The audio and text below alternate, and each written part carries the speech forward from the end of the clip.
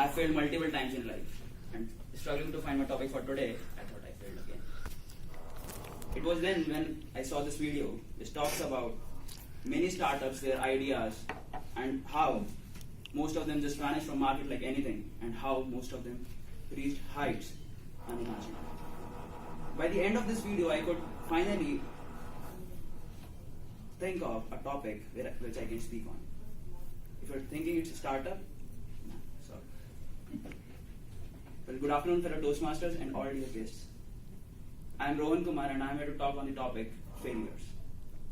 Of course, my failures too. I failed in class 11, first review test. I scored 2.5 on a scale of 25. Well, class 11, first test, no one fails. You want to listen to the story?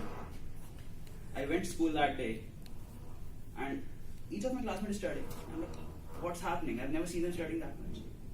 Dude, what's happening? Why are you studying? Oh, is it first review test? Shit. I haven't started my chemistry as of now. I knew I would fail this day. But on the result day, you know what my mom told me? With no knowledge on the subject, you could score 2.5, that is greater than 0. It is not a failure. It motivated me for the next test, and I scored 25 on 25. So yes, this failure was not a failure, but a step towards the success that I achieved in the next test. Well, this is a small story from my life, but there are many stories around the world which change the world for a better today. I'd like to quote one of these speeches by our former president, Dr. APJ Abdul Kalam, the missile man of India. He says, I was assigned a task in 1973 to build a rocket launch system. I completed that project in 1979. On August 17, we were ready for a launch. I handed over the control to the computer system at T-8 minutes. And at T-4, it says hold.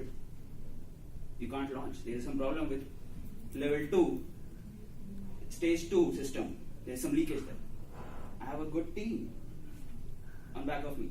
They say, after some calculations, it is okay. We can still do a launch because we have enough fuel that leakage won't matter. I put it on manual mode. I decided to launch it. I triggered the launch. First stage achieved. Second stage. You know what happened? Instead of the rocket going to the space in orbit, it went to Bay of Bengal. It was a failure, a big failure for India.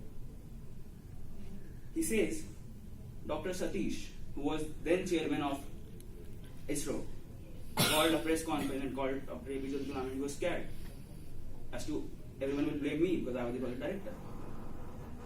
But that guy says, I take the blame of this failure. As a leader, he was good. He said, I am standing in front of my whole scientists. They will do a launch again next year. On August 18 next year, they again did a launch.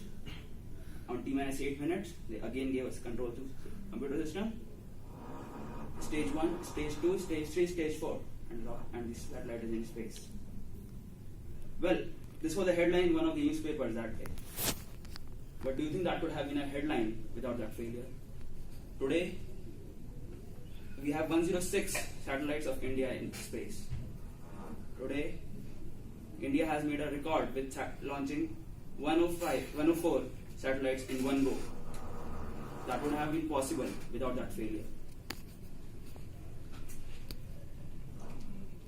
Okay, so let me tell you a small story and you tell me if you can guess the name.